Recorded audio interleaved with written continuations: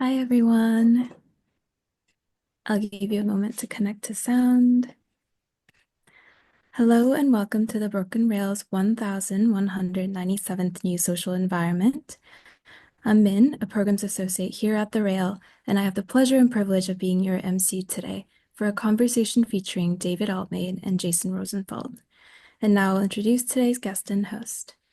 David Altmejd's work is a unique and heady mix of science and magic, science fiction and gothic romanticism, a post-apocalyptic vision which is at the same time essentially optimistic and contains the potential for regeneration, evolution, and invention.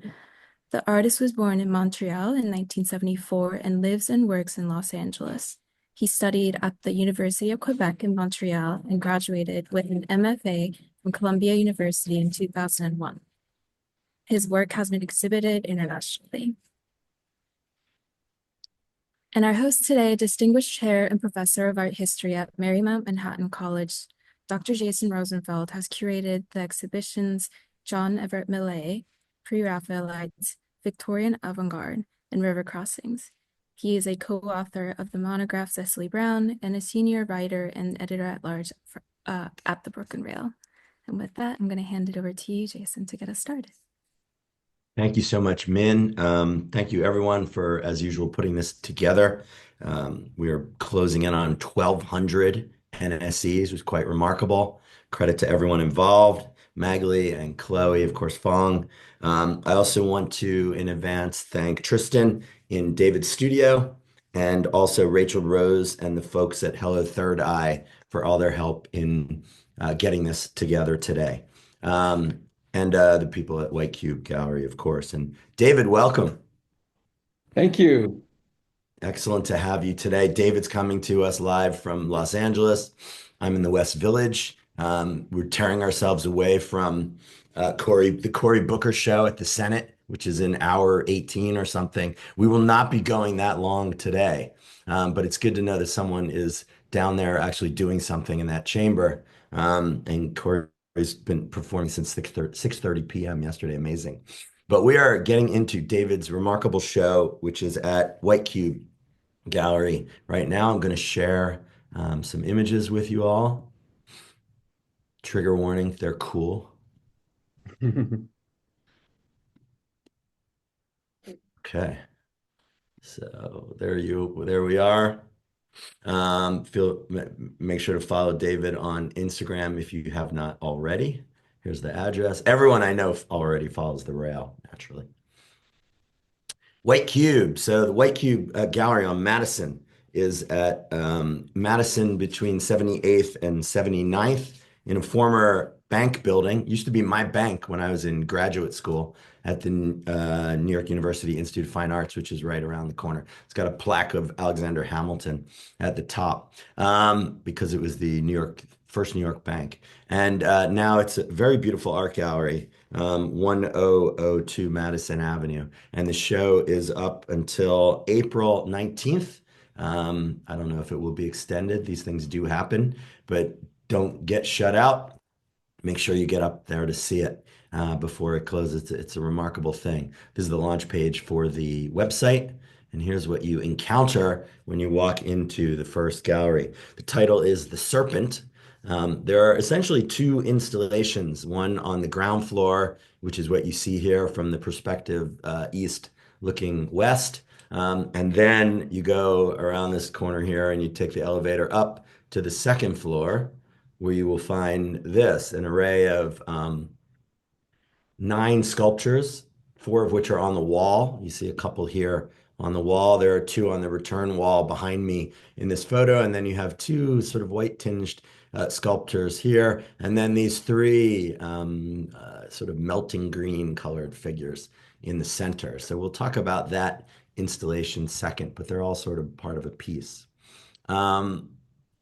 I guess I wanted to kind of start talking with David a little bit just about your background, your use of materials, the subject matter that you work with. It's been evolving over time. I know you studied in New York at Columbia, right?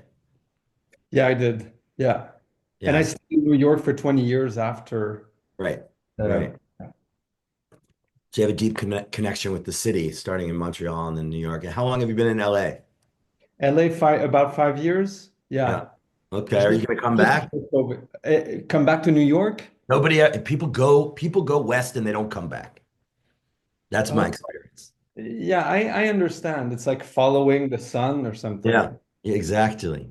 I think it's a Sarah Bareilles song or something. But that seems to be the trend. People don't come east and then if Californians come east and then they go back. I don't know for some reason. But you're enjoying it there, yeah? Yeah, yeah. Right, yeah, right now I can't imagine like anything else, but Okay. Well, we're glad that you're sharing these works with us in the city. So yeah. we don't have time to go through the whole career, although it would be fun and it's extensive. But I just thought I might start with this image of yours, which is a kind of portrait of your sister Sarah Altmejd from 2003. Everyone trying to put the information about the objects on the screen so you can see what they're made out of because the materials are extensive here: plaster, acrylic paint, polystyrene, synthetic hair, metal wire, chain jewelry, and glitter. Canal Street materials, as someone wrote in a review in the Rail long ago. These kinds of like sort of costume jewelry, which you sometimes use in your work. But this is not the kind of stuff I expect that was taught at Columbia, was it? Oh, no, no, no. I mean, like what was taught at Columbia? I don't know. Uh, Right? That's what everyone says about grad school. I About mean, grad. it's hard to remember exactly what happened during grad Yeah, school. So like it's such an internal sort of thing that happens that it's kind of difficult to remember exactly like the outside reality of it. But yeah. yeah. Were there artists I, there that were doing sculpture that were impactful for you? yeah, yeah, yeah, yeah, definitely. I had there were some students in my class that were doing stuff that, I mean, I still think about that were really influential. Mhm. But what about the teachers? Anybody you might that you could? Oh, in the teachers, Yeah. uh, yeah, yeah, yeah. I had the John Kessler as a teacher that I've always I don't know if you know his work. Yeah. He's a New York artist, New York sculptor also. Like, and I've always found a lot of affinities with his work. You know, the sort of playfulness, the humor, the complexity, sort of like the absurdity also. Hmm. Yeah. I think people will find that running through your work, a kind of level of absurdity, which is sort of blended with a level of rigor and seriousness, which is where it finds its kind of elusive power, I think. And that certainly goes for a work like this. So this is from a series of portraits I think you did early on, just after grad school. Um, you know, what was the mindset in terms of sort of entering into this kind of format? Well, I think that like, and I'm sure that a lot of people that go to art school find themselves in the same situation afterwards, like, I mean, art school offers a sort of like frame where you don't really have to ask yourself existential questions. You just do what you're supposed to do. Yeah. But like when you come out of art school, then that's where it hits, the sort of like, what am I supposed to do now? A sort of like finding myself in this sort of existential dread kind of thing. And so I just decided like that was the moment to be really fearless and to dive into the darkest, most unknown space, and hopefully that something would emerge from that. Hmm. So I just decided to, I mean, I didn't have a studio then. I just had a bedroom in an apartment that I was sharing with Yeah. other people. And so I like the work that I did in my bedroom uh, on the floor because I didn't have any furniture. So Okay. I had a piece of styrofoam and a few materials, and I decided to do like to sort of like force myself into the most kind of like unknown, intense space that I could think of. And I just decided, since I love my sister and she's so close to me. And Mhm. what I realize now is that she's like what I project on her is also so like it's coming from me. Yeah. So it's an interesting thing, like to sort of like work on this head on the floor and be and turn the face into this sort of like infinite black hole Yeah. that I That's had, you know, like I found myself sort of like you know, working on the details of the sort of like growing crystals, growing crystalline structures around that infinite black hole, and like finding myself kind of like, you know, just a few inches away from it uh, was sort of like meaningful, and I didn't understand. I had no idea what I was doing, but I just thought that that's where that's the space, the unknown space, like that, the sort of like unknown dark spaces where things emerge. And yeah, I think that like in a certain way, maybe that was the beginning of everything that I've done ever since, you know? Yeah, I think there's a combination of the cosmic and the prosaic in this work, which kind of, leads us to the grander things that you've been consuming yourself with since. I mean, just to point out to people, the kind of everyday turquoise scrunchie that she has her ponytail in, the pearl earring, which of course might make you think of Vermeer, and then the Star of David earring here in a hoop, which really sticks out against this black background.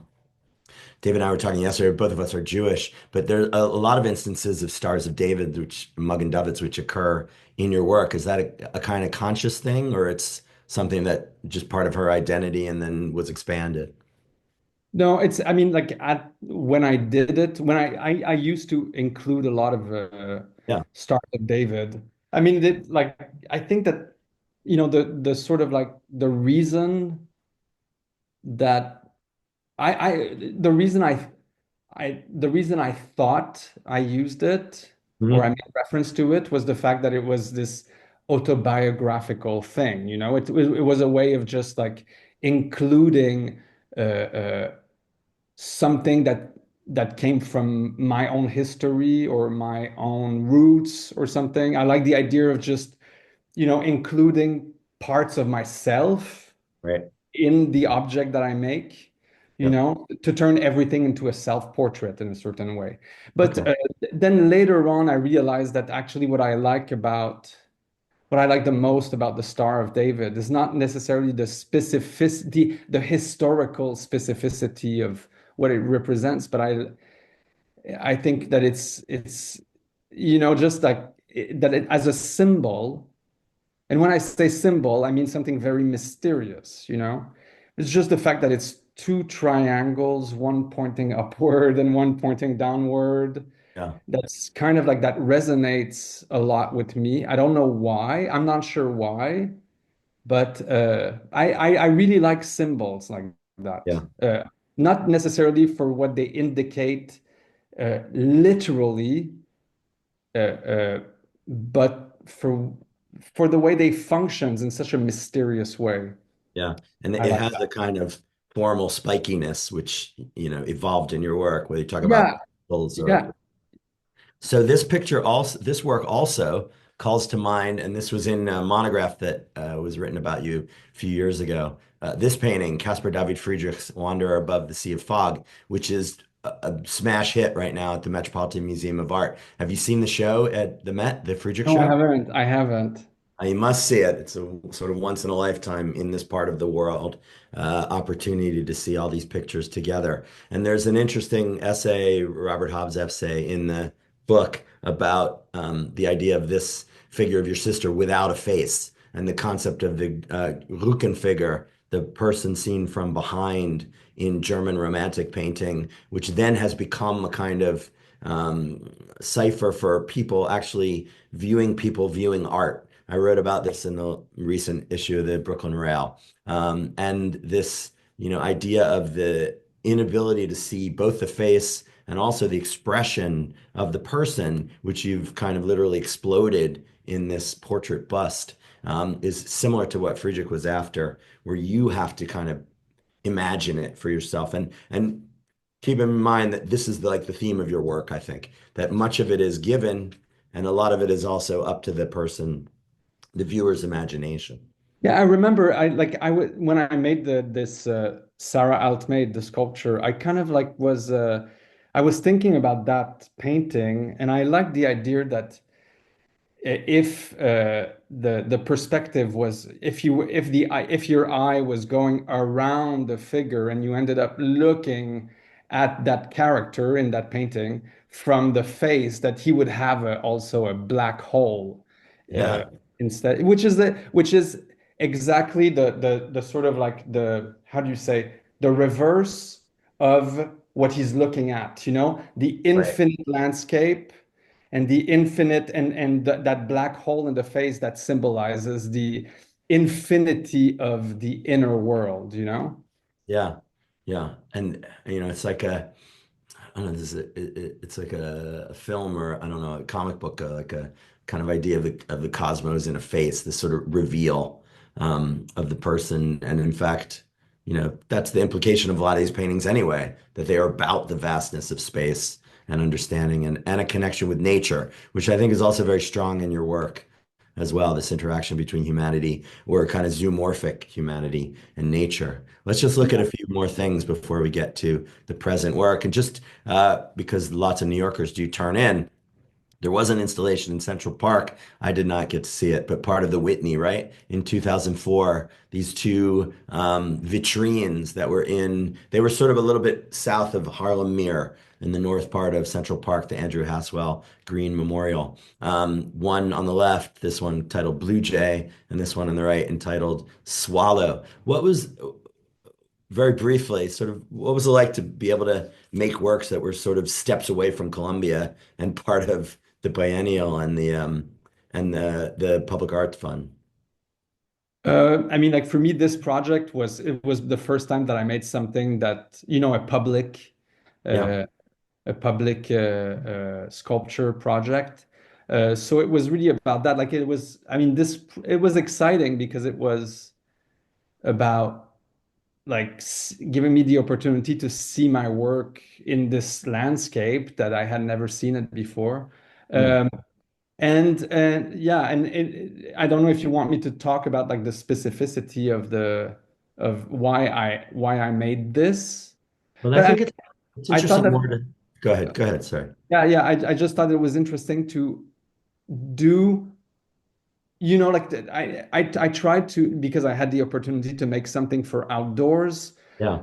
Could have made a sort of like a bronze project or a sculpture or something that like is that you can imagine going out there, like typical public sculpture. But I just Sure. thought it would be interesting to use all the materials that I usually use, that combination of like glitter and resin and hair and stuff like that, and just present it in a protected with a vitrine and put Yeah. it outdoors, so that there would be something kind of really unfamiliar when you would walk in the park and not expect And anything, to this see is something something like the so intricate and kind of it looked like it was decaying a little yeah, bit, and yeah.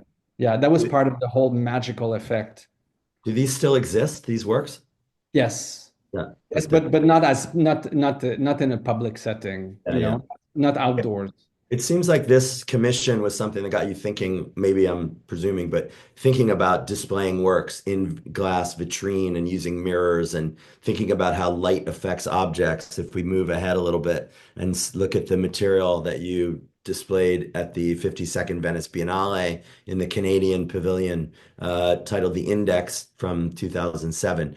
Impossible to capture in 3 photographs, let alone 15. But people can get a sense of this sort of extraordinary array of bric-a-brac and material and constructed elements and figures and bird-headed characters, et cetera, that were in this pavilion. I've never been in the Biennale, but it is a glass pavilion, sort of open to the air, open to the sky. And this kind of ability, expanding your interests on a grand scale in this work. Yeah. Yeah, I Yeah, mean, I mean, early on in my career, I think that when I look back, I was always fighting against space, the yeah, space that I was in. And Yep. like I saw myself as being always in a competition with space. That's Right. what I had to win over.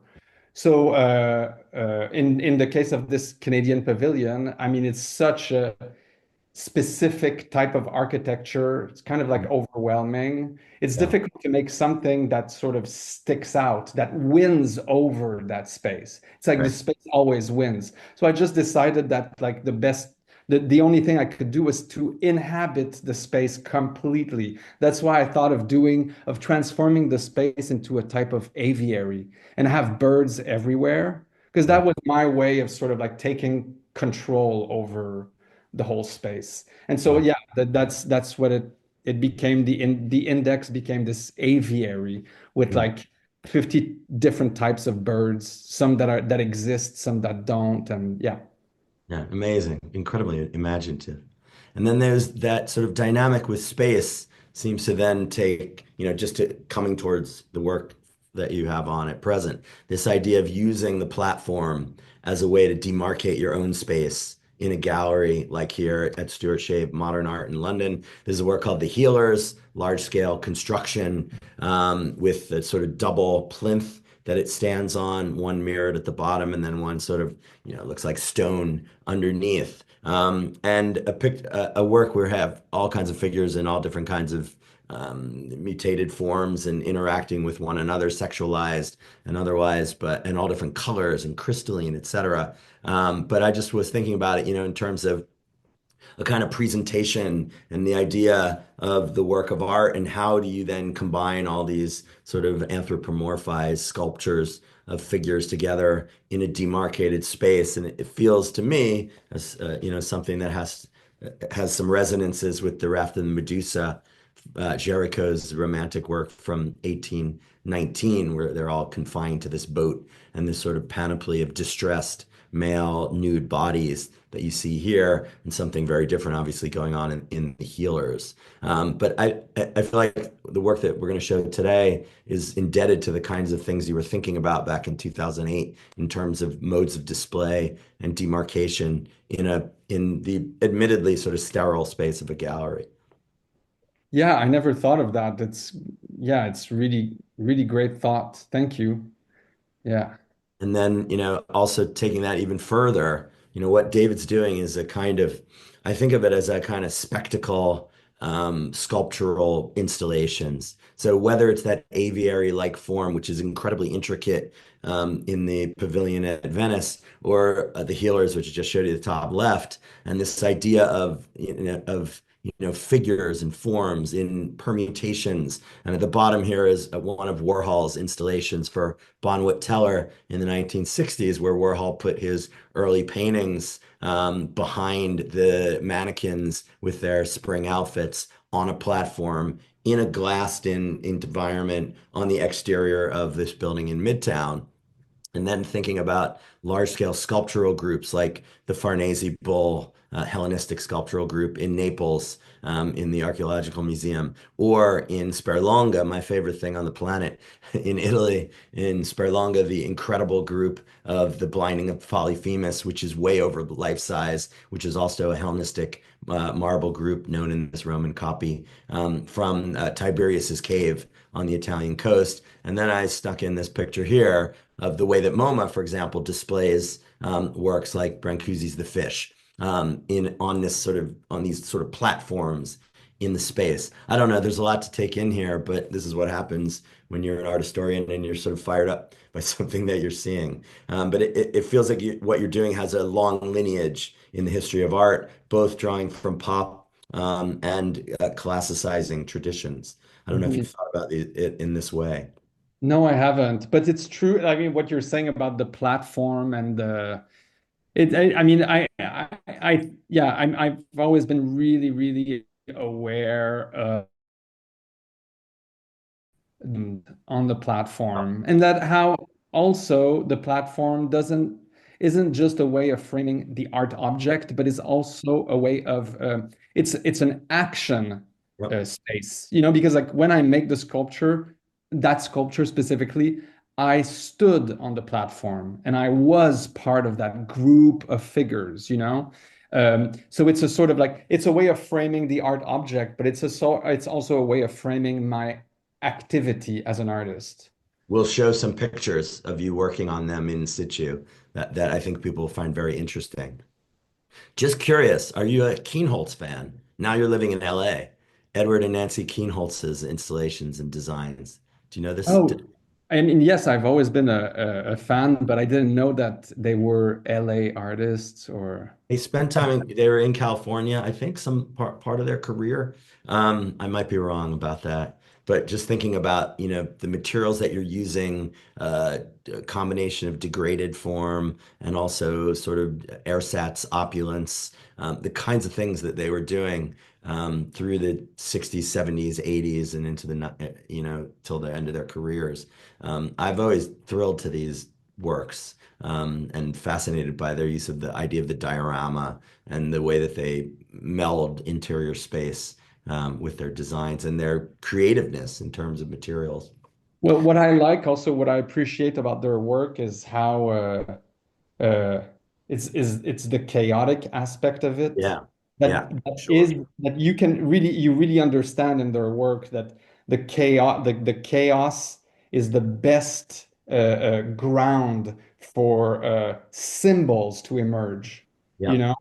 yeah. Uh, I just think like it just feels like in their work, it just feels like chaos is this really rich, healthy thing, in a Yes, way. yes, that's absolutely true. That's one of the appeals of it.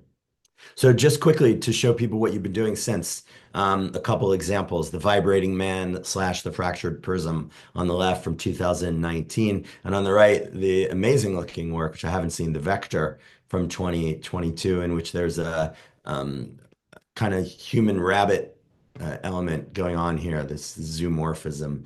On the left, the figure who looks like one of these Egyptian scribes. There's a great one at the Louvre, terracotta sculptures, or limestone sculptures, sort of seated here, but inside a incredibly modern or contemporary sort of container, which looks like as if you're in part of a computer, something out of Westworld. But also, if you can see, has sort of repeated elements in his face, which we will see in the new work.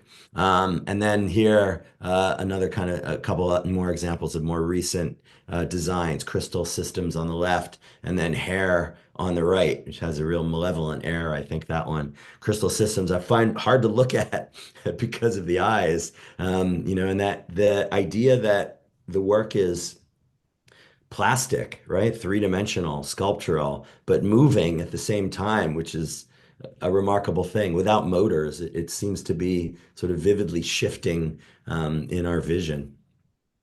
These are new pieces, and they're made out of what? Is the one on the right bronze, David?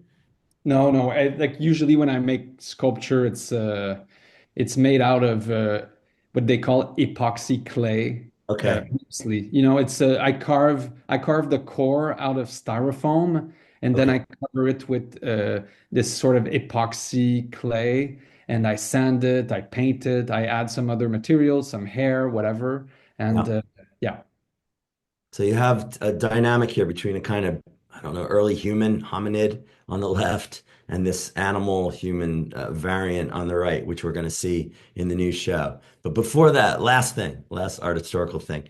Giorgione's The Tempest. I've been teaching this in my survey class at Marymount Manhattan College this past week. And this idea of poesia in Venetian art.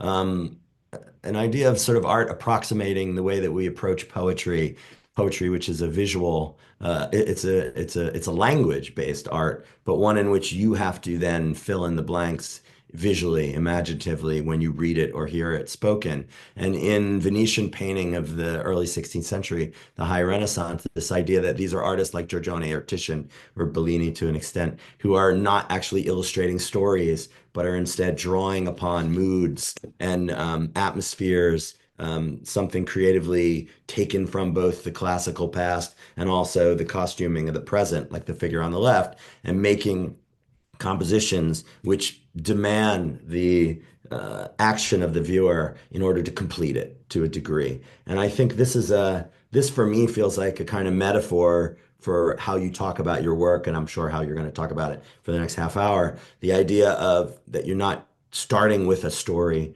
or starting with a concept, but instead creating something, and then the concept sort of flows from that, from your perspective, but it also is open-ended for the viewer to kind of imaginatively engage with it. And it feels to me sort of parallel what these radical artists were doing coming out of Giovanni Bellini's workshop in Venice in the late 1490s. So I bet you didn't expect to see a Giorgione, you know. No.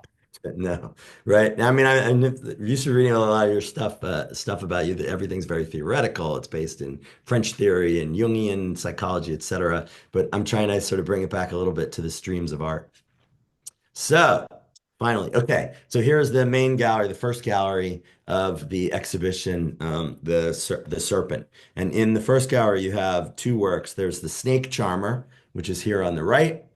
And then there's we've been talking about the platform, this form on the platform, which is called the Serpent. Everything I'm showing today that David's made for the show is dated 2025, so there's no need for all of that. But when you walk into the show, this is what you see. In fact, you see the back of the head of the snake charmer, right? And then you come around and this is what you see here in front of you. And the materials used are extensive epoxy clay, epoxy resin, metallic foil, foam, steel rods, wood, pencil, acrylic paint, PVC pipes, and glass rhinestones that go into making this work, the snake charmer. So yeah, maybe give us a little bit of a window into how you came to conceptualize these two pieces together. Oh, well, I think that okay, let's talk about the snake. I mean, You want to talk about the snake first? We can. well, no, no, and then I'll come back to that. I just decided that I'd make a snake. Yeah, I mean, actually, you don't have to show that now. You can go back to the other one. Okay. Yeah, sorry. Please. Yeah, go ahead. Yeah, no, because like I decided that I would make a snake. I think that it's something that unconsciously I had been sort of like w wanting to come out to emerge. The snake had been something that felt like it wanted to emerge for a certain time, but it had always because I noticed it for a few years. I've noticed the snake sort of emerge from some of my sculptures, but in a very, very subtle way, like as a drawing on a sculpture, or just a small snake coming out of a hole and then entering another hole, like so as if it was really shy, as if the snake was shy. It wasn't ready to be manifested completely. Or maybe it's not the snake that it was shy. Maybe it's just me that wasn't ready to tackle it because I don't know why. Well, the snake Uh, is a fairly loaded animal in Western it's culture, it, right? And yeah, it's like for me, it's the most mysterious symbol. yeah, I don't understand it. yeah. Like I'm aware of it in culture. I see it everywhere in myth, but I don't. It seems to always like shapeshift, and it always seems to show a different aspect of itself. Anyway, I didn't know what I was getting into. It felt like very, very chaotic, the snake itself. And I think that like when I decided that I was ready to tackle it, to make the sculpture of a snake, I decided to make a snake charmer uh, Hmm. in the studio as a sort of like presence that would that symbolized more a kind of like spiritual order kind of thing. Maybe a snake charmer would actually, how do you say, tame down or calm down Yeah. the potential chaotic aspect of the snake itself, and maybe it would make things easier for me as a and it did, it worked. So I made the sculpture of the snake charmer, and it was present in the studio while I was working on the snake. So the snake charmer actually collaborated with you in conjuring the snake. Yes, exactly. What And a I snake think charmer does. that's what it does exactly. I mean, and it's also I mean because I'm kind of like right now I'm sort of becoming aware. I've been thinking a lot about the connection between order and chaos. Yeah. Uh, and uh, uh, and then what do I like what's my role as an artist, in that sort of connection between order and chaos. I always thought that my role as an artist was to impose order on chaos. Hmm. And, in order to make meaning come out of it, meaning emerge. But I know now that what I feel like is I don't want order to be something that I impose on chaos. I want chaos to sort of like determine its own shape. Like I want the snake to decide I want the snake to decide by itself of the shape it's going to take. I don't want to decide for the snake. I think that like it has its own desire, it has its own will, it has its own, intelligence. And as an artist, I want the snake to be the way that it wants to be. Hmm. But all I can do if I want to, I shouldn't impose my order on it. All I can do is sort of like play music, in Yeah. order to sort of like calm it down or make it more comfortable. So that's the kind of like connect relationship between order and chaos that I want to try to exercise. Is that how you say?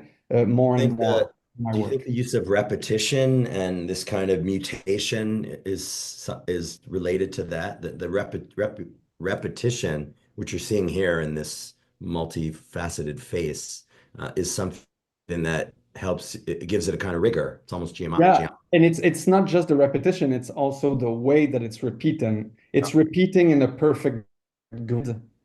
I Right. saw like, I think a lot about the connection between pure carbon, like the carbon that you find when you burn living matter uh, Yeah. completely. It's this like black soot, you know? Uh, but if those same atoms, those carbon atoms are compressed and they start organizing themselves perfectly, then they become transparent to the light. Mhm. They become a diamond. That's what diamonds are. Diamonds are carbon, but that is like completely organized, where the atoms are completely organized orderly, and then it becomes a symbol of consciousness.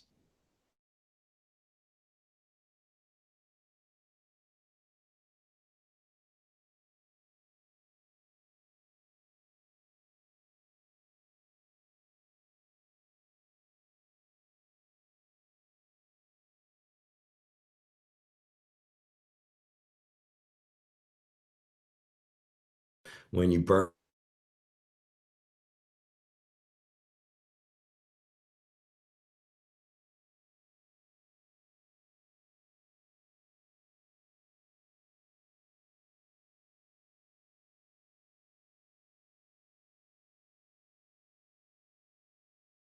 Yeah, I don't make sketches. Yeah.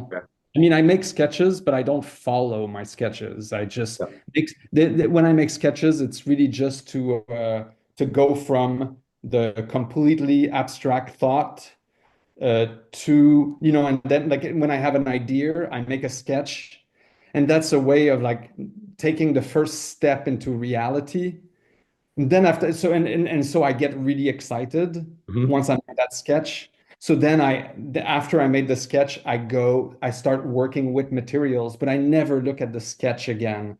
And the Okay. materials, as I said, I want the snake to sort of like decide on its own, of its own shape. I want chaos. I believe that within chaos, there's a sort of like desire to manifest in the way that it wants to manifest, and I want to give the freedom to chaos, like chaos, which is matter, which is pure matter. I kind of like I like this idea that there's inside matter, there's matter has its own will. There's something that wants to come out of matter and shape itself. Well, And yeah. Look at rust. I mean, I always think rust is a very romantic thing or a sad thing. You have these raw materials that we form into iron and steel, and then all it wants to do is return back to its raw material, right? And yeah, become yeah, yeah, yeah. powdered, metal form. And that's the kind of poetics of nature that you see happening there, and in a way you're kind of replicating it. Is the term here then, if you're not using sketches, etc., is it meant to be sort of life size then? Is that the kind of where, I know you did a whole series of images, giants and large scale figures, but all the sculpture in this work seems to be kind of based on human scale, the head, and everything, Well, and sort of relates to our bodies. well, what I like is it's not specifically human scale, it's Yeah. 1 to 1. So Okay. like when I make giant figures, they're Yeah. they're giants. Yeah. So they're not so they are actually like 1 to 1 scale. The ratio. Yeah. Yeah. So because I don't know, I have like maybe I'm not like I know that like my work is definitely there's a representational aspect to it, but I've always been kind of uncomfortable with this idea of representation. I mean, Yeah. I what I like about sculpture is the fact that it is what it is. It is not like, of course, there's a representational aspect to it, but it's also an object that exists in the same space as you do. It breathes the same air.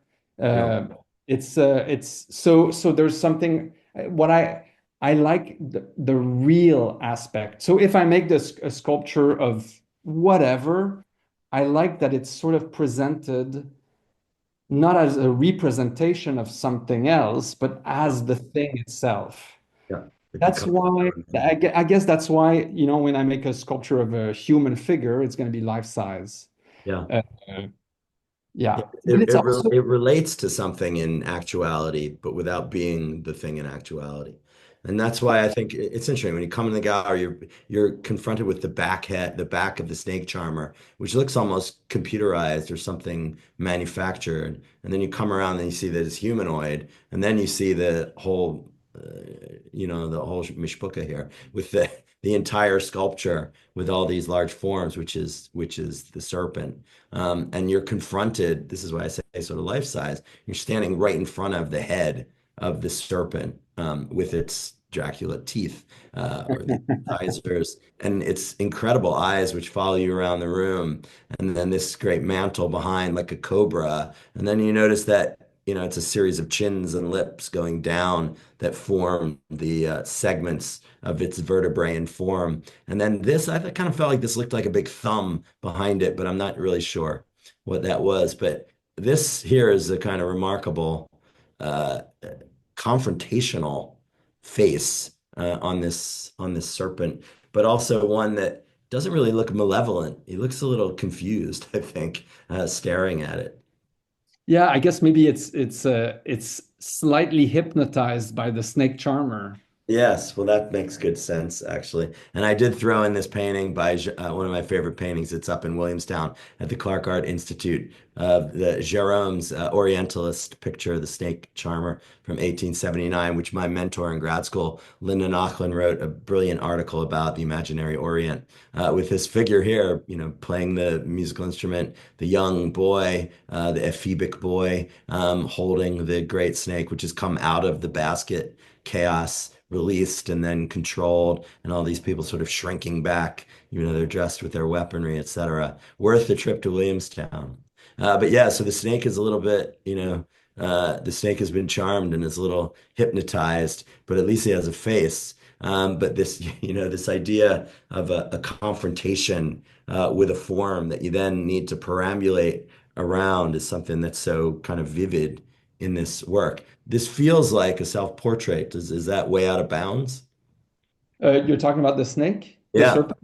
Yeah, not Uh, Sarah, the snake. Yeah. oh no, with Sarah is a self-portrait as well. But Okay. yeah, I think that Different I think sense. that it is a self-portrait. Yeah. I mean, but I mean, it depends. I wouldn't say a self-portrait because I mean, I'm going to ask you a question. What Yeah, defines a self-portrait? Do you think that like for something, in order for something to be a self-portrait, does it have to be consciously a self-portrait? Do I have to, because usually when I see self-portrait in the title of a work of art, I yeah, always presume that that was the conscious intention of the artist. right. But that's But always, it, isn't it? Isn't that always in it, the conscious intention? I guess there's a no, couple levels to it, right? There's likeness, and that's the level that I'm looking at here. There's yeah, but clearly a yeah, logical self-portraiture that's in everything that you're doing, but the likeness here seems strong to me.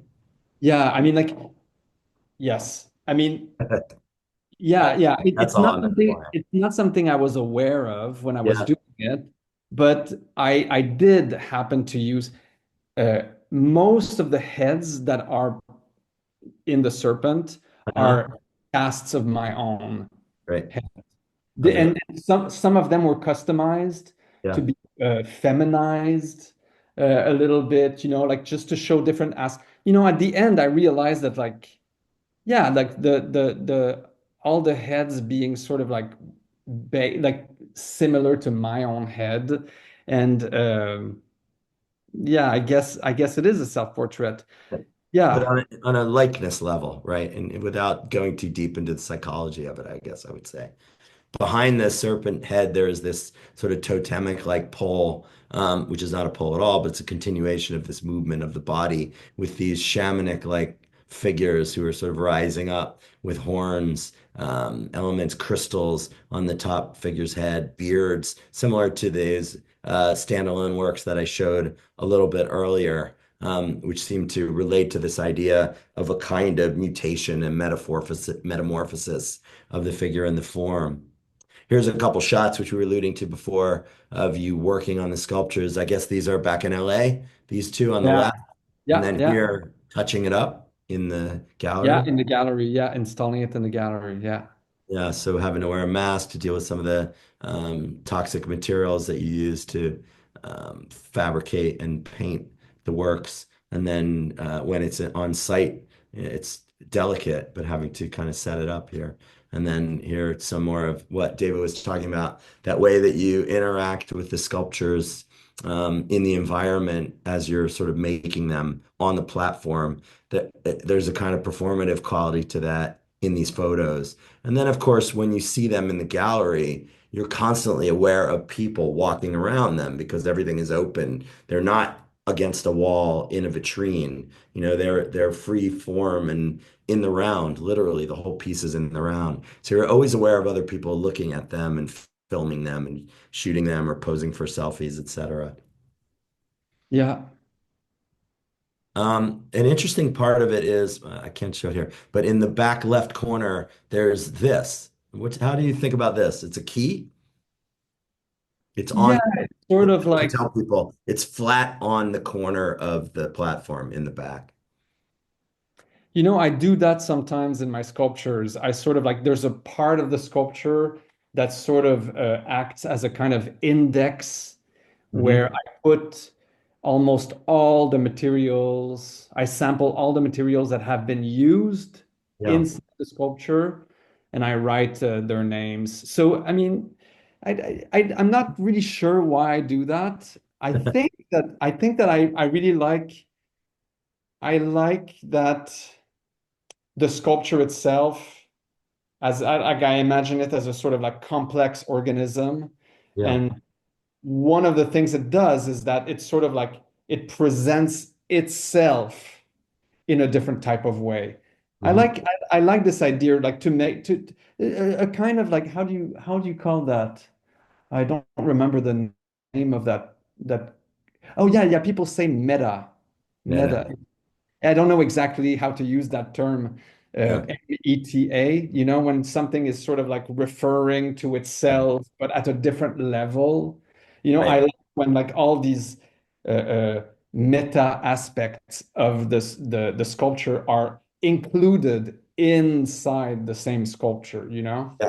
And the elements that you use to make it refer to themselves and often take the form of snakes, of course. Yeah, well, right yeah, I there. mean, like Paints. whenever I make something, and whenever I work on a detail of the sculpture, I sort of like I'm always trying to be playful, you know. I Yeah. don't want to be too in control of what is happening. So yeah, there's things like that. So I think that next to the cast of my ear, Resin rabbit ear, it reads. rabbit ear, for example, you know, like I find this part hilarious, David. The glass rhinestones, right? The smallest thing, the littlest thing in this massive sculpture, and every glass rhinestone color is yeah, laid out here. When you yeah, think about yeah, the yeah, thousands that are used. yeah. Uh, just some more details of the work, which is impossible to really describe in the little time that we have, but just so people can see the way that it kind of moves through space. And this again, repetition of forms or the sort of index of forms, which are then used in the brilliant use of color that runs all the way through the work. This detail here, which is on the right side of the sculpture, sort of north side of the sculpture, where you have this integration between a skull-like form and a human-like head or face, which look as if they're embracing or kissing and interacting with one another. But then you also have a kind of degree of rot, also in the form of a twisting snake, opening it up, almost like, my grandfather used to work with minerals and gems in his basement, geodes and whatnot. And that is entirely what this reminds me of, these sort of incredible miniature caves, sparkling caves that would come out of his basement that he was polishing and cutting up. But here, of course, snakes are coming out of it like everywhere else. I'm just going to run through a few of these.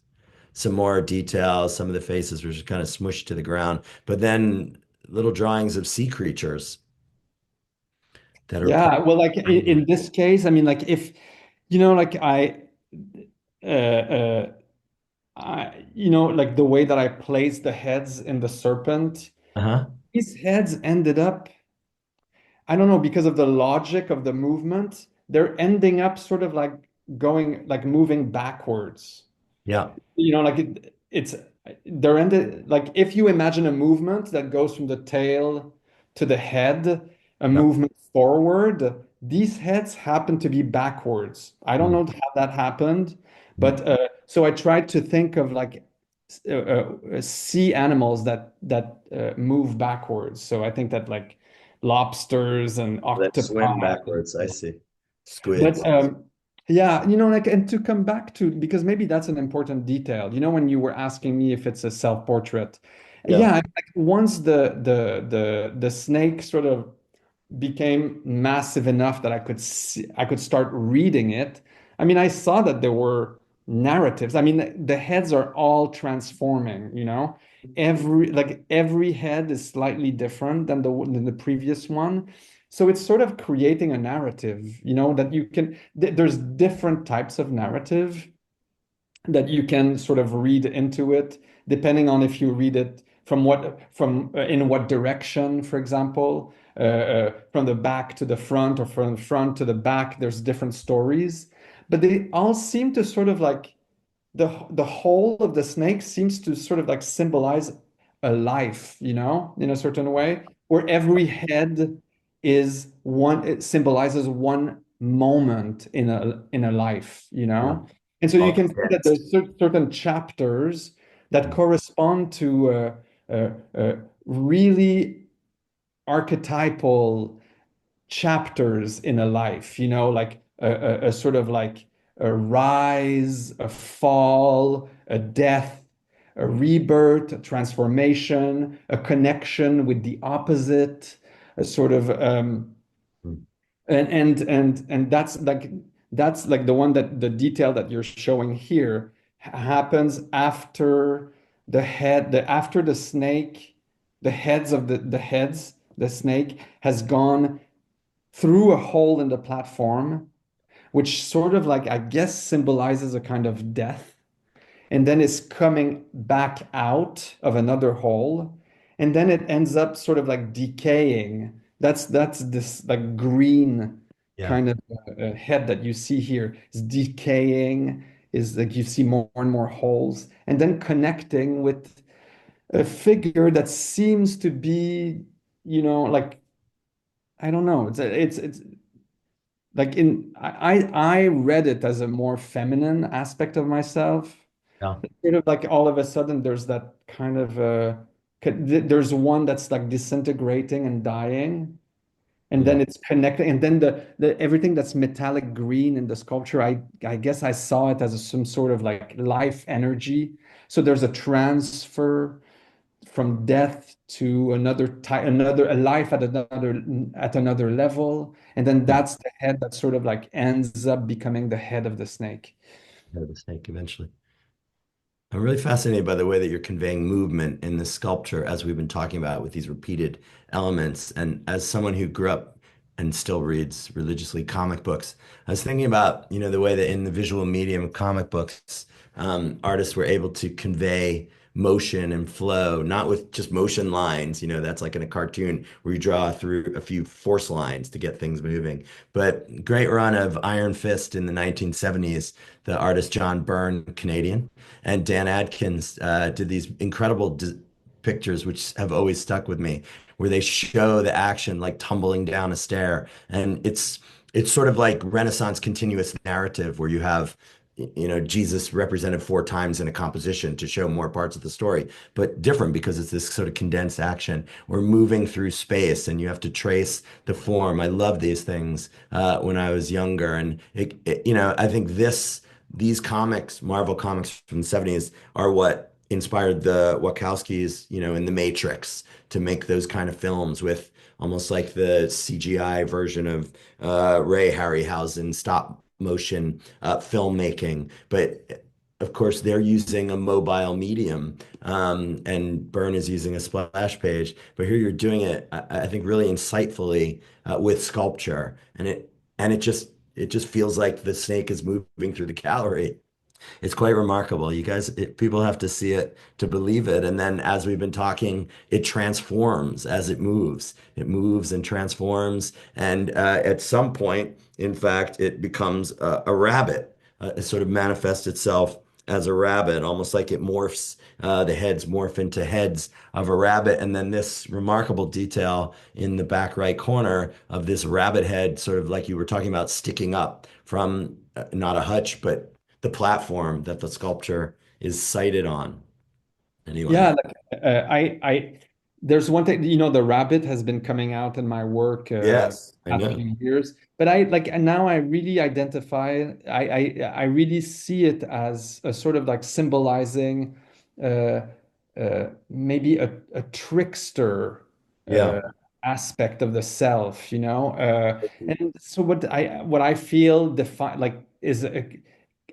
defines the trickster is the its capacity of not identifying itself to just like one aspect of reality, but like being able to sort of like jump from the unconscious to consciousness, Hmm.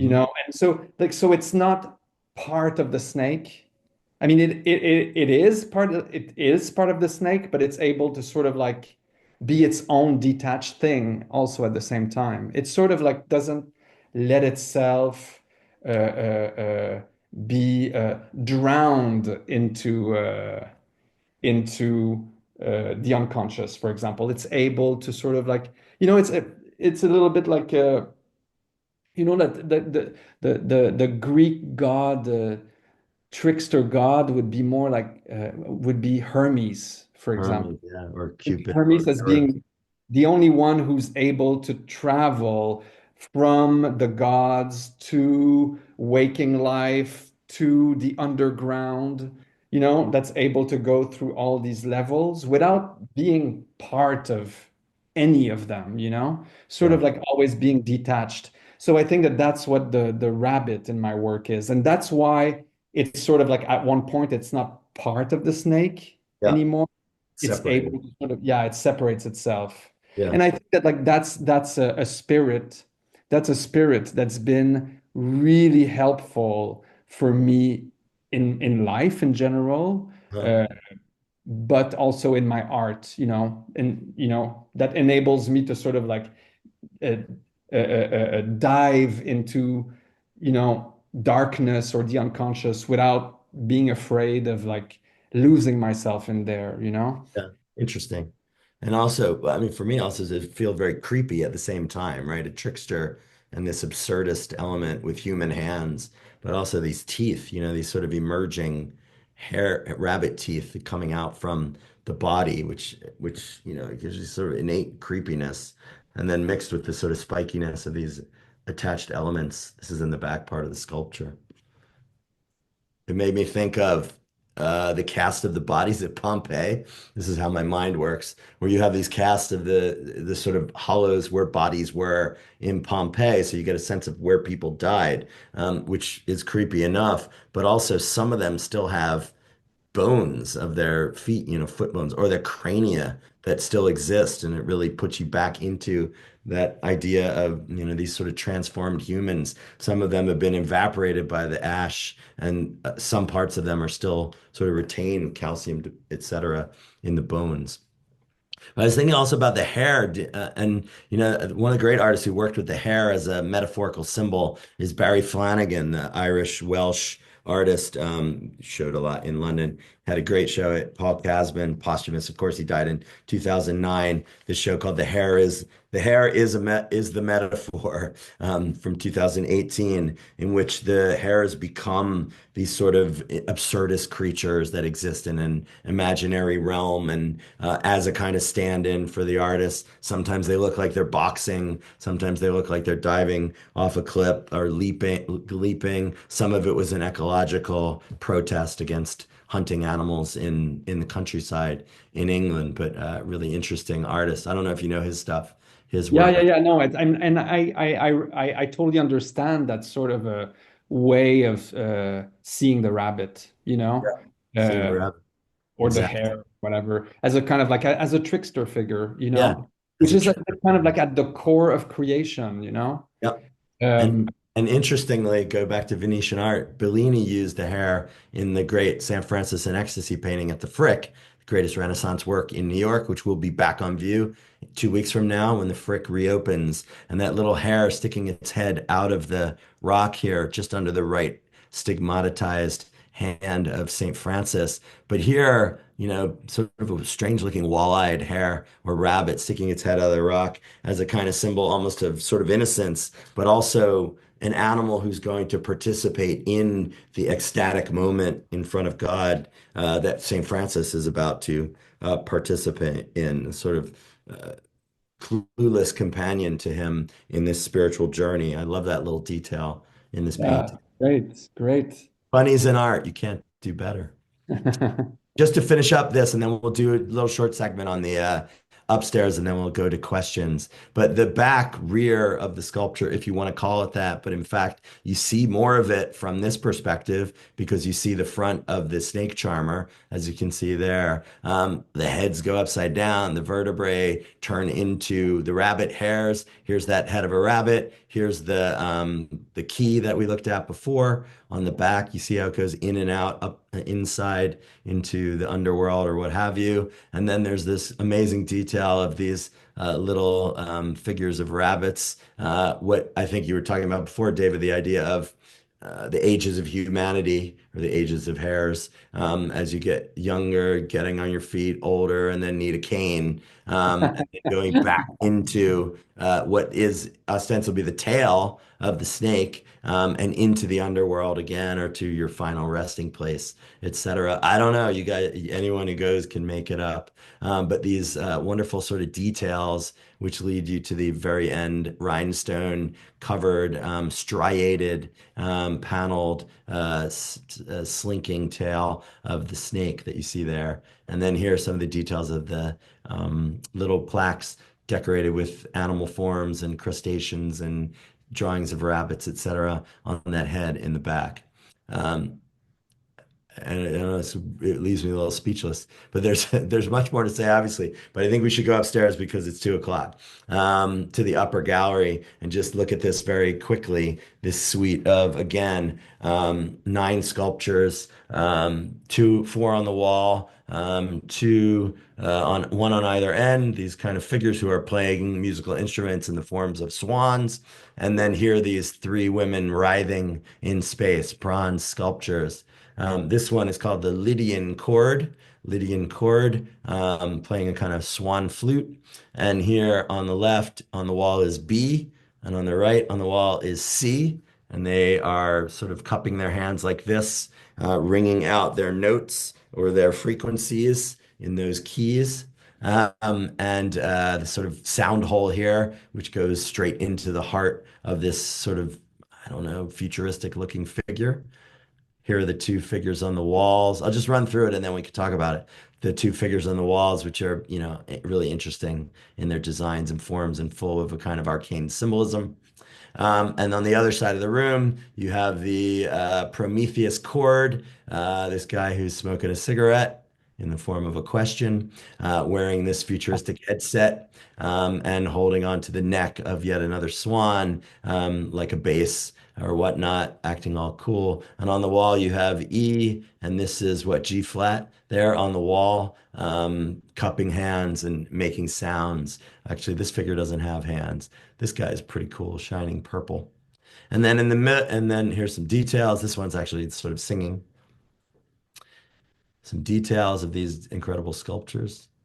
The Prometheus chord. So Lydian and Prometheus. And then these three, what you call nymphs in the middle of the room. Bunny ears, never far from bunny ears. But this is nymph number one, who has some sort of archaic markings on her back, ostensibly female, who's sort of swaying around. The medium is bronze, but kind of distressed and washed out, like it's been standing on the shore of the Ionian Sea and catching moist, salt-laden air for years and years. I love the little, flare of the skirt. It reminds me of Bernini, who loved to do this all the time. This is Bernini's great Neptune and Triton at the V&A in London, where he has this exquisite, this is in marble, sort of the drapery of Neptune just goes straight out into space and then forms the head of a dolphin. It's super cool. But just Wow. Bernini in his 20s, just showing off what he can do, which we know was anything he wanted.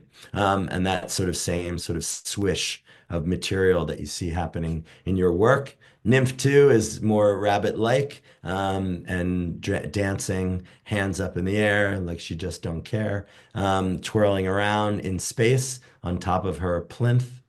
And then Nymph 3 is the most radical looking figure of all, with this sort of blockish head, just these sort of nubs for, I don't know what they are, eyes. They're on all sides, ear holes possibly. Great massive drapery a la Marilyn Monroe in the 7 Year Itch, flying up and in fact covering her face when you see her from the frontal view. These three sculptures in the middle, who are clearly rocking out to whatever music the Lydian and the Promethean players are producing. So that's my run through. I don't know if any of that makes any sense, but it's not a single work though, right? These are individual works in a sense Yeah, that collaborating momentarily here in the Upper East Side. yeah. So I don't know, how would you like to talk about this for a couple minutes before we have Well, to? it's the same. I mean, I started with these pieces before I made the Serpent. It Yeah. started with these, and these are the pieces where I became aware of like wanting to uh, redefine a new relationship between chaos and order.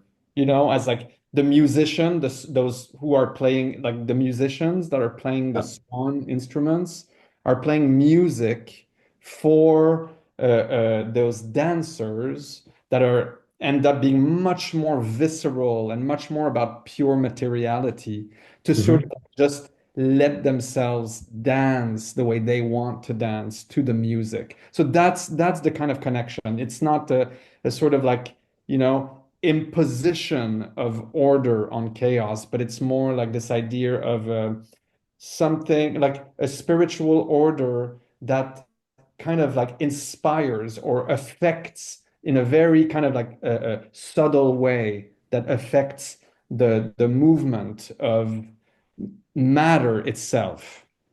So like I had this idea. I know it's a little cheesy, but this idea that like as an artist, I want to play music so that matter can dance to that music. That's the type of Yeah. relationship that I want to have Yeah. with it. I don't think that's cheesy at all. I mean, also, anytime you're trying to do some kind of futuristic musician, it's always going to be a little odd looking. As naturally, just think of Star Wars, right? The cantina scene in Tatooine. It always will. But at the same time, the fact that there is no music in the room is good, because then you're allowed to imagine it yourself and just understand how these women are twisting and flowing. But, it makes total sense as you've been talking so consistently about your work as always having elements of self-portraiture, that the artist as a kind of conductor, the artist as a musician, the artist as a poet, etc., taking on all these hats and then producing something which inspires, whether it's bodily movement or intellectual movement. Yeah, no, I think that I do think that everything that is, all the sculptures that I make, they in a way they're just reflecting an aspect of myself, Yeah, whether it's a more feminine aspect of myself or a more sort of aggressive aspect yeah, of myself, it's not coming from nothing, it's coming from me in a way, but it's not me also, I mean, like yeah, I see a difference with, when I talk about me, I'm talking about my ego. And everything I make in sculpture is definitely not a portrait of my ego. It's a portrait of what is not my ego. But what is mhm. not my ego is still part of who I am, Yeah, yeah. It would be too presumptuous, right? Does Yeah. what does C, E, G sharp, and B add up to? Anything in your mind, or They add up to a chord that I imagined. Yeah, they're still kind of like referencing us. I mean, it's kind of open, but I imagined a kind of a chord that, a magical chord. yeah, and that relates to something mythopoetic, certainly, in this idea Yeah, of the dance. yeah, The thing that I immediately thought of with the three women, which you see here together in the gallery, is the three graces and the idea of, dancing and sort of cutting loose in a way.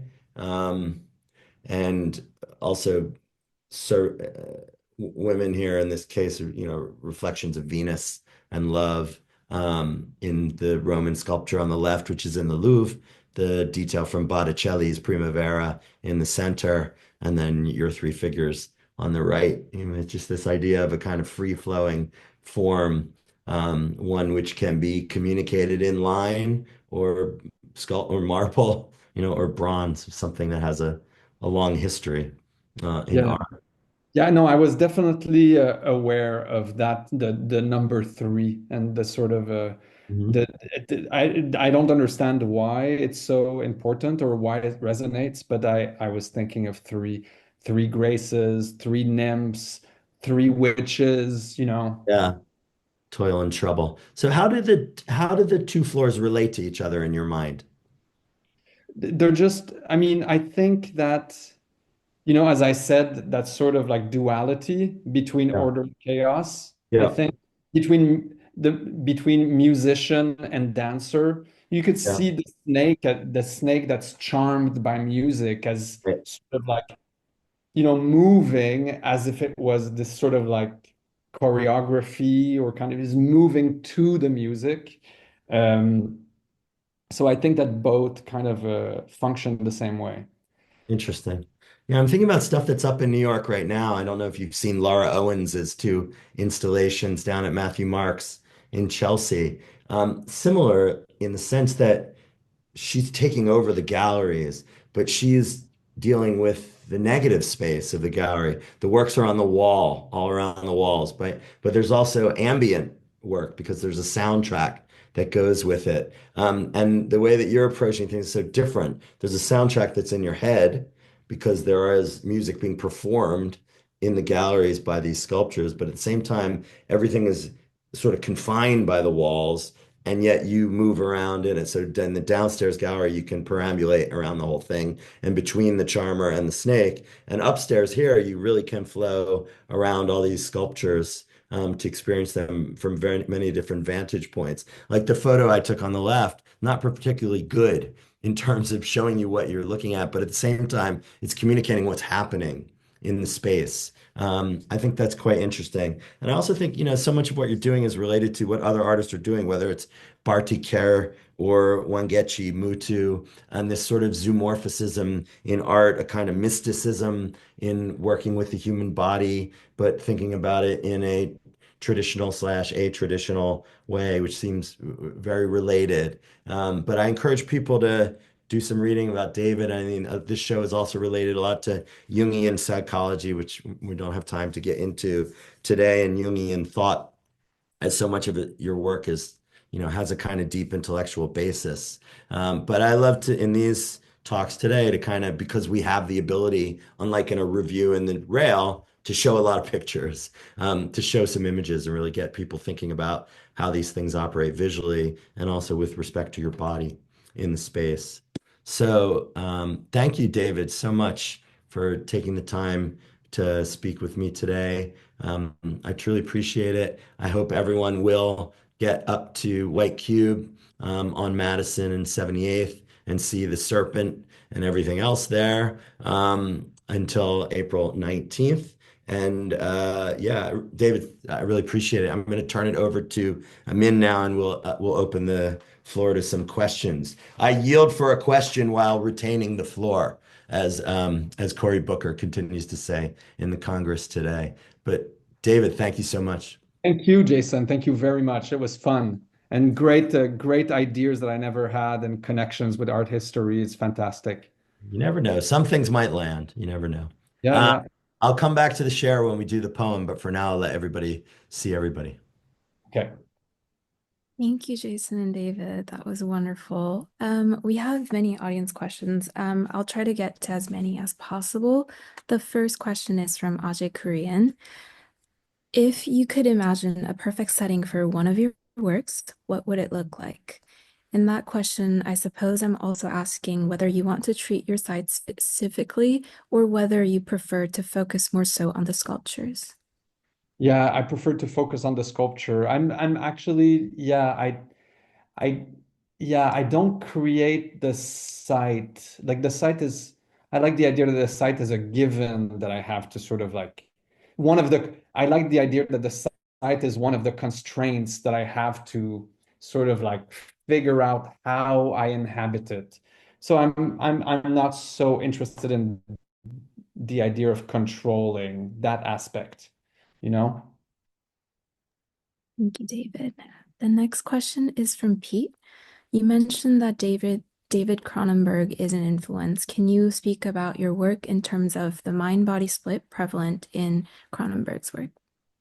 Well, I really like the idea of, I don't know, maybe it's because I heard Cronenberg talk about his own work that way, in a sort of like organic kind of way, but that the film itself, I don't know if I'm misreading him, but I feel like the film itself is like a body, you know? That it's sort of like that I imagine him as a director sort of not like building the like translating the script into visual form, but rather sort of like working on the film itself as a body that kind of like develop its own intelligence, its own sexuality, its own desires, and that sort of like the film itself is sort of like shaping itself from the inside. And that's that I love that. It sort of gives the film a kind of like a weight and a liveliness that I think is really mysterious and scary and weird. And there's orifices here and there. There's orifices also not only in the props that he makes, but I feel like there's orifices in the film itself, you know, and like how dark it is on the other side, or how dark you imagine it is on the other side. it's a sort of like darkness that's kind of scary, and but that vibrates a lot, and that's always sort of like the source of the film mutating constantly because of like the energy inside that darkness. Yeah. Thank you. The next question is from the home. I'm curious about the question of ecosystem. It's clear you're interested in the symbol or spirituality of the animal, but as they begin to relate to each other and again to you in the making, how do their relationships to each other develop? That's a great question. I mean, like I think I think there's something really infinitely mysterious about how these things work. When you sort of like when I sort of realize that a symbol or whatever animal that I use in my work is actually a part of myself, I see the ecosystem as sort of like being just a projection of the ecosystem in my inner world, and like that, my me, I'm just one creature amongst a lot inside a whole ecosystem. And I don't know if I'm answering your question properly, but how do the relationships evolve? I don't know how they evolve, but I think that by bringing some of these aspects, some of these spirits or animals or whatever into consciousness, I'm making them exist. And then they start being able to create the relationship that I'm not really in control of the relationship that they're going to have. I think that all I can do is just become shine light on each of them. And then as they emerge into consciousness, they're going to start developing their own relationship. Uh, that's sort of out of my control. Thank you. The next question is from Emily. When you are working in the studio, what media are you consuming while you're working, if any? And does that media influence the work in real time? I don't consume media in my studio. Sometimes sometimes, so I don't listen to music in the studio.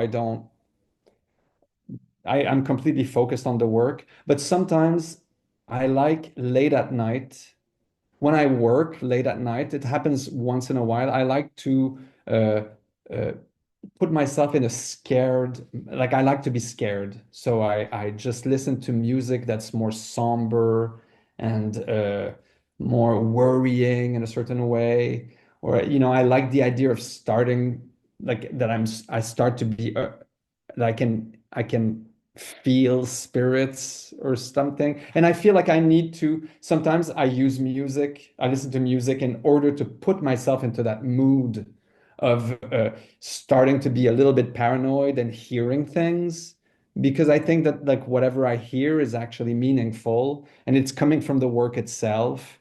And so sometimes I do that. I don't have any specific musicians in mind, but that's the type of music that I listen to at night sometimes. Thank you. And our last question is going to come from Chloe. Chloe, you should be able to unmute yourself. Thank you so much, David and Jason, for this conversation, which has been a pleasure to listen to. David, I really loved when you were talking about the snake charmer and you said that the way it's repeating is in a perfect grid. And I've been thinking a lot, looking at your work, about the glitch. And I know you titled one of your sculptures Glitch a few years ago, but I'm curious if you think of the glitch as a kind of material with your sculptures and in your studio, both in the way you're thinking about how we see movement, both in the digital realm as much as the physical analog realm, but also in the way that you're using repetition to speak to a certain logic about magic and about time. Yeah, I feel like, yeah, that's great. And I never thought of that, but it's true that glitch is, I think, I think that the glitch is the moment. Sorry, just take a sip. Mm. Mm. The glitch is the most significant moment in my creative process. I mean, and it's true, like, and I could say that like a glitch could be a mistake, like the mistake, so like, because the mistake or the glitch is obviously does not come from me. It's not something that's I'm in control of. It's defined by not being something that I'm in control of. It's something else. So every time that there's a mistake, I see it as like, oh, that's where my conscious self sort of ended its control. And that's where the moment where something else is manifesting. So I see it as like mistakes or glitches, metaphorical glitches or mistakes, is when the other side, the unconscious, starts to sort of like express itself. So I really listen to that and then I follow that because I don't want it to be my voice. I want it to be the voice of the other side. And I can hear it through mistakes or glitches or, like things that are unpredictable or like, mistakes in repetition or whatever. Yeah. Thank you. Thank you everyone for sending us such brilliant questions, and I'm gonna hand it over to Jason to close us off with a poetry reading. All right, thank you. So that was great. I love the glitch idea. That's what it should have been, the whole thing. The next talk, David, is about the glitch in time. So I picked a poem, which I hope you think is appropriate for today. It's by Theodore Retke, who lived in the Pacific Northwest. It's from a book of poems, not a book, but a series of poems he did for children. It's called The Serpent, September 1950. There was a serpent who had to sing. There was. He simply gave up serpenting because he didn't like his kind of life. He couldn't find a proper wife. He was a serpent with a soul. He got no pleasure down his hole. He was a serpent with a soul. And so, of course, he had to sing. And sing he did, like anything. The birds, they were astounded, and various measures they propounded to stop the serpent's awful racket. They bought a drum, he wouldn't whack it. They sent, you always send, to Cuba and got a most commodious tuba. They got a horn, they got a flute, but nothing did that serpent suit. He said, "Look, birds, all this is futile. I do not like to bang or tootle." And then he cut loose with a horrible note that practically split the top of his throat. "You see," he said with a serpent's leer, "I'm serious about my singing career." And the woods resounded with many a shriek as the birds flew off to the end of next week. Theodore Retke. Thank you, Jason. Thank you, everyone, for attending today. I appreciate it. We all appreciate it. And thank you again, David, for your willingness to talk at length about your work and so interestingly and beautifully. And everyone should go see it because you'll be astounded and you'll see in a new way the glitch. Thank you. Thank you, David and Jason. Thank you, Tristan, Rachel, and the team at the White Cube for their support in preparing for today's event. We'd also like to thank the Terra Foundation for American Art for sponsoring our NSE program and making these daily conversations possible, and for their support of our growing archive, which you can view on the Rail's YouTube channel. The Rail has been free and independent for 24 years. A donation directly supports our writers, production staff, and operations. You can support our work through the link in the chat. And join us tomorrow at a special time of 12 p.m. for a conversation with Lynn Tillman and James Ye on Lynn's recent publication, Thrilled to Death. And as it is a Rail tradition, you can now turn on your microphone and say goodbye as you leave. Thank you, everyone, for joining. Thank you, everyone. Thank you. Thank you so much. Fascinating. Jason. Bye. Thank you, everybody. Thank you. Hey, Elizabeth. Bye Hey, now. Cal. Go Hey. Duke. Go Bye. Duke. Thank you, David. Hey, Dad. My father's in the audience. GE. Yeah. Baseball's back, my friend. All right. Thank Thank you. you, everyone. Thank you, Chloe. Thank you, Min. Go see Have the a show great at rest of the Westview, day. everybody. Thank you, David and Jason. Bye.